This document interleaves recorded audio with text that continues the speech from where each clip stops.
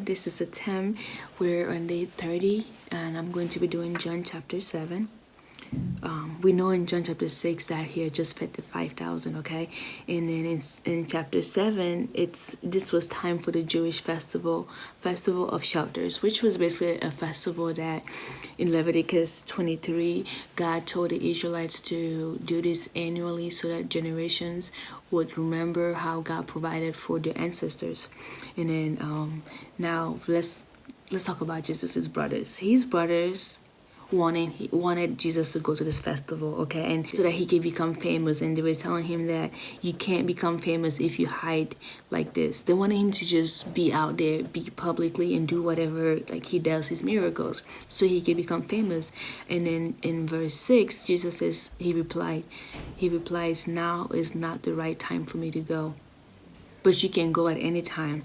The world can't hate you, but it hates me because I accuse it of doing evil. You go on. I'm not going to the festival because my time has not yet come." Now circle the word "now" because Jesus was not saying that he's not going to the festival. He's saying that he's not going right now, and this just shows how obedient Jesus was to the will of God. Everything he did, every step he took was according to God's will.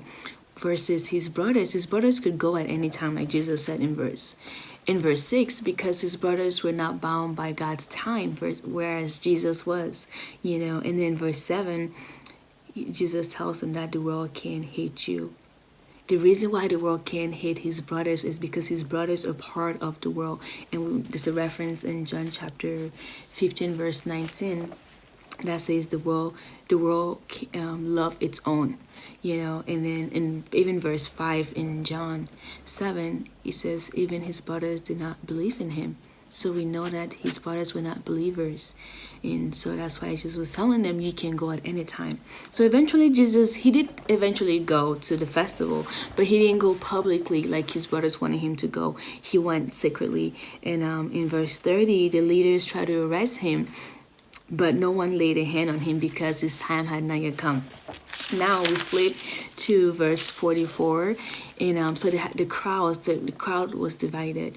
So some people say that he was a prophet, some believe that he was the Messiah, and then there are some people that didn't even believe that he was prophet or Messiah, and they wanted him arrested, but no one laid a hand on him again because his time had not yet come. And this whole timing, it made me think of how perfect God's time is when, as followers of Jesus, we are walking according to the will of God. We work according to his timing, so we're not going to do things or go places like other people are, because if God has not called you to do this, we're not supposed to be doing it. Just like Jesus is saying that now is not the right time for me to go. But if you keep reading, we see that he did eventually go, but at that moment, and then we know that this festival was supposed to go for 7 days. We don't know exactly which day he ended up going. I don't know if it was the first day or the third day or the last day. We do know that he did not go with his brothers. And so some application that I wrote down two main things. One is to wait on God. Okay, so I wrote down, let's not become so eager to start anything without asking God and waiting on his confirmation, because our lives are supposed to be surrendered. God is our authority over everything, over our job, school, parenting, whatever it might be. God is number one. Okay, so before we start to do something, before we go places, before we start a business, we need to first check in with God if it's the right time, if it's God's timing. And if we don't have confirmation from his word or from God, we're not supposed to move forward. And then the second thing I wrote that was follow Jesus, not man. Just because all our Christian friends or all our friends or family are doing something or they're going somewhere doesn't mean that we too are supposed to do that. We're supposed to walk with God. We're supposed to always check in and ask him if we're to do this particular thing at this particular time.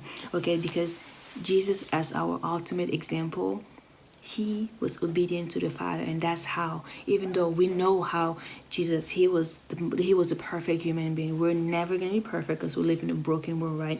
But we're supposed to walk as closely as we could possibly can to Jesus. And the one thing, we see in the gospel is just how obedient he was to the Father. And so that's what we should try to do, is to obey God's will, so we don't let ourselves get caught up doing things that other people are doing. If it's not God's will for us, let's not do it. If we're not praying about it, let's not do it. Again, just because everyone is doing it doesn't mean we're supposed to be doing that same thing or doing it at that time. So my one question that I wrote down was, how would your life look like if you consulted God with everything before you make any decision? You consulted his word, you read his word, you pray, you fasted. How differently would your life look? Personally, I believe I'll have so much peace. You have more peace knowing that the pace of my life is how God ordained it, is how God wanted. So that's one question I want to leave us with, is to make sure that we are checking in. We're asking God for his permission before we do anything, and be obedient to his timing, just like Jesus was. Okay, bye guys.